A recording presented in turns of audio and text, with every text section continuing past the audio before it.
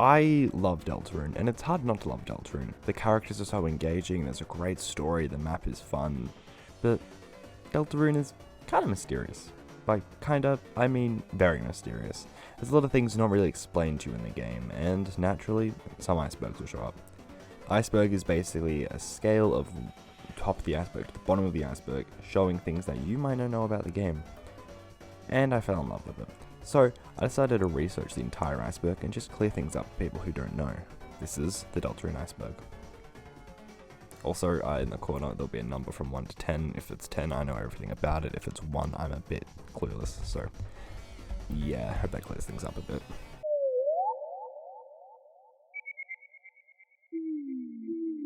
W.D. Gaster's influence. At first, I really had no idea what this one meant, but after reading more deeply into it, I'm glad to tell you what I mean. If you don't know who W.D. Gaster is, he's a character from Undertale, who isn't really mentioned or seen unless you had a certain fun value, but now he's brought to the center stage. Entering Gaster as your name will restart your game and bring it back to the character creation sequence, or just the title screen. Calling someone in the Dark World with the cell phone will give the audio from Entry 17 a scrapped lab entry from Undertale.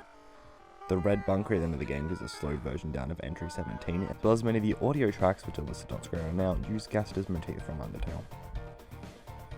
The hidden bunker.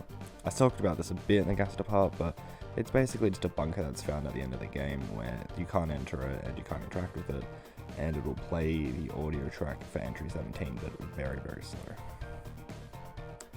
The Dark World Imagination. When entering the fountain at the end of the game, you'll be spawned in the unused classroom. You can see many objects in the room that were supposed to represent things in the Dark World, like the chessboard, but I'll let this amazing image by Yu Amosimo explain the rest. Entry 17 in the Dark World. I said before in the Gaster section, Entry 17 is referenced a lot in this game, usually by the audio of Gaster speaking during it. It's also referenced in Shaum the shopkeeper's dialogue. Once Jevil is defeated, Shaum will say, "Dark, darker yet darker," which is a line from Entry 17. Annoying dog and pillow. I actually had to contact the person who made the iceberg picture and just ask what this meant, so credits to them. Admiral Techno 13 on Reddit. Some people have observed that the pillows on Chris and Azrael's bed have the annoying dog face on them, and if you look at the pillow, you can sort of notice it. It's kind of like a squished down version of the original sprite.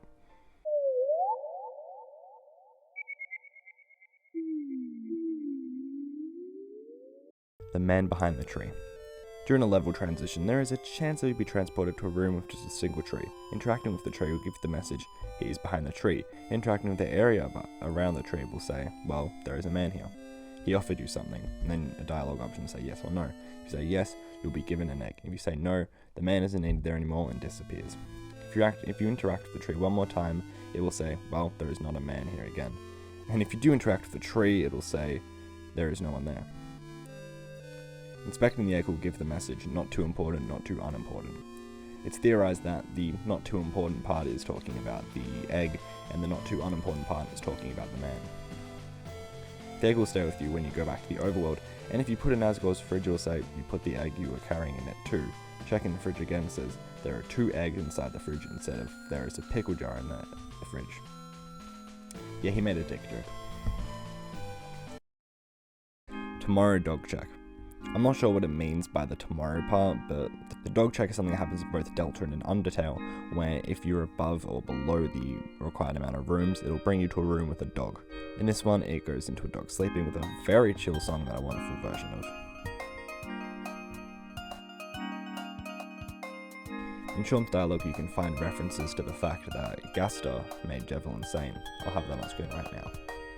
I kind of believe this, but I also don't really know much about Jevil and Gaster, because I didn't really beat the Jevil boss by myself, because it's way too hard, and I'm not doing that. The Knight and the Queen. I still have no idea what this is about, and only have a vague idea about what it is, but when I was talking to Admiral, they answered with this. These are the 2 characters that are mentioned very rarely in dialogue. They are mentioned by the King and Jevil, and judging by what they say, it's implied that the Knight was the one who raised the Fountain of Darkness, and that the King, working under them, was defeated by the Knight in his own throne room, which we can tell by details such as a giant gash in his throne. We barely know anything about the Queen, as she's only mentioned briefly by Jevil, but from what he says, it is implied that she is away from the Dark World and is going to be returning shortly. On a final note, it's believed that the Knight might be W.D. Gaster, but we don't know for sure. The original Star Walker. The original Starwalker is a little reference that pops up when you go into the bird chasing room and ring the bell and then go back to the other room. It says, a character comes up that says, I'm the original Starwalker. This is basically just a reference to what Toby was originally doing for the Starwalker enemy, but got scrapped, and it's just a cute way of him putting it in. Ralsei's manual. Ralsei give you the manual at the start of the game where you train against the dummy. You can't see the manual, but you can interact with it, saying that it's so dense it made your head spin.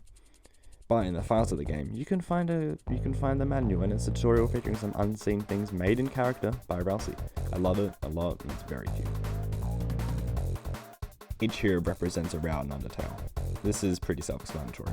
Susie is aggressive and represents the genocide route by her behaviour and murdererness. Ralsei is kind and caring, thus representing the pacifist route by his behaviour, and Chris is completely neutral character, representing the neutral element.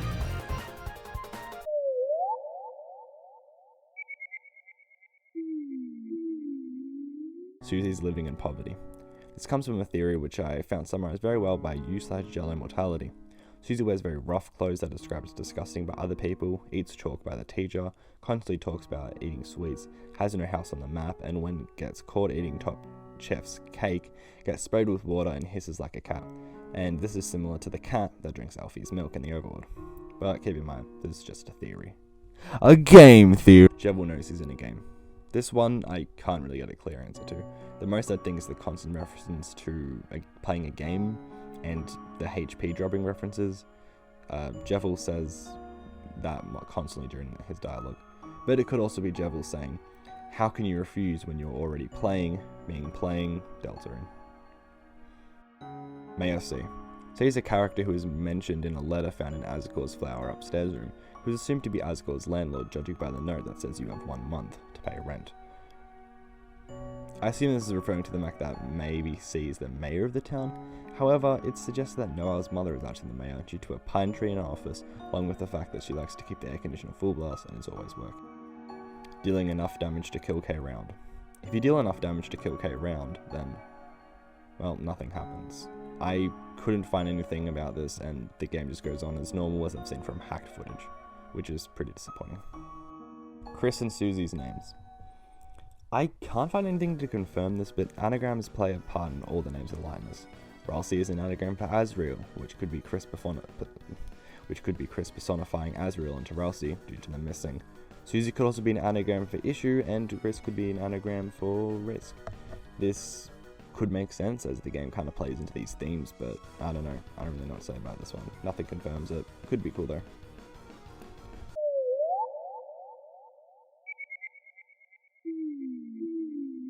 Noelle's mother is the mayor. As briefly mentioned earlier through dialogue and hints, you can make out that Noelle's mum is actually the mayor of the town. If you've forgotten, it's due to a pine tree in her office, along with the fact that she likes to keep the air conditioner running full blast, which makes more sense in the C character that we don't know anything about. Chris ripped their soul out to be free of control from the player. This is a theory that at the end of the game, Chris rips their heart out to free themselves of the control from the player. This is further supported by the red eyes and knife put out by the end, as the player doesn't control this choice, which means that Chris's true neutralness is caused by the player. I think this is true, but I also hope it isn't true, because I really liked Chris being neutral. It was a good contrast from Susie and Ralsei's defined personalities. Well, I guess we'll see what happens in Chapter 2. Sans originated from hometown. Could not find a single bit of evidence for this. I assume this is a theory that I can't find, I guess. The only thing I can connect is in Snowden from Undertale, Sans and Pyrus were seen as the outsiders who just randomly came in, yet in hometown, Sans is eager and trapped for citizens. The model of the hyper-death. One piece of dialogue with Rudy in the hospital has it mentioned that Chris and Asriel made a figurine of an angel for him, but the wings were so big that it constantly fell over. Now there's a very obscure theory floating around online about how the angel that Chris and Asriel build is Asriel's ultimate form from Undertale's true pacifist route, with the main evidence being the massive wings. You can also find evidence for example, from the heart on Ralsei's cloak, which is the exact heart that Asriel's hyper-death form has. This is from, again, the same person who made the entire Iceberg, because they are very good at this, so credits to Admiral Techno13 for that one.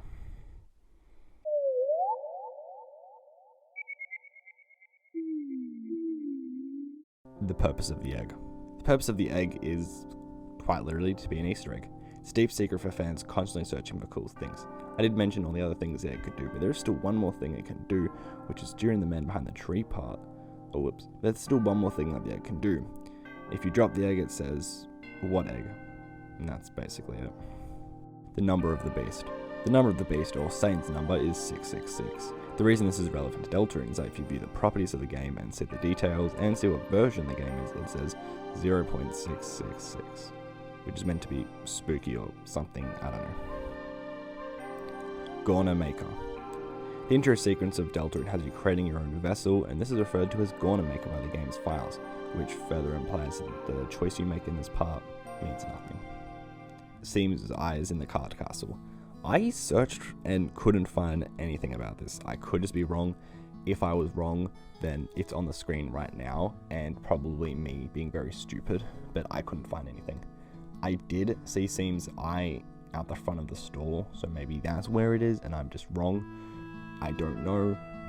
Sorry. Sans and Papyrus Gusta sinks. So there's this theory about Sans and Gusta in the hospital having these sinks that are basically split from Gusta's personality. I couldn't find anything to support this. I'm very sorry. It confused me, and I mean, I guess it makes sense, but there's nothing. I'm sorry. Couldn't find anything to support this one. And finally, the DELTARUNE 2015 Twitter message. In 2015, the DELTARUNE website was launched. You heard me correctly, in 2015. A whole 3 years before the game was set to release its first chapter. But what was on that website? Well, it looked blank until you find a photo in the source code named him.png. And to increase the contrast, you get text in Winding's font that says, "This next experiment seems very, very interesting," which probably relates to the long gone entry 17, and similar to the way the voice at the start of the game speaks and how the voice on Twitter spoke. In December of 2016, the website was updated to feature a different picture with the same title, same Winding's font. The message said instead of that, it said, "3 heroes appeared to banish the angels from the heaven." 2 years before Deltarune came out. 2 years. This is the prophecy from the game, and wow. I bet you're wondering how it relates to Twitter. Well, it was just a mistake from the person who wrote the Iceberg. People can make mistakes too. And that's the entire Deltarune Iceberg. I was originally going to explain more, but I honestly just couldn't find a lot of evidence to this stuff, as the game isn't really out yet. It's only the first chapter. So thank you for watching 15 minutes of me talking. If you liked the video, subscribe and give it a like. Thank you. Bye-bye.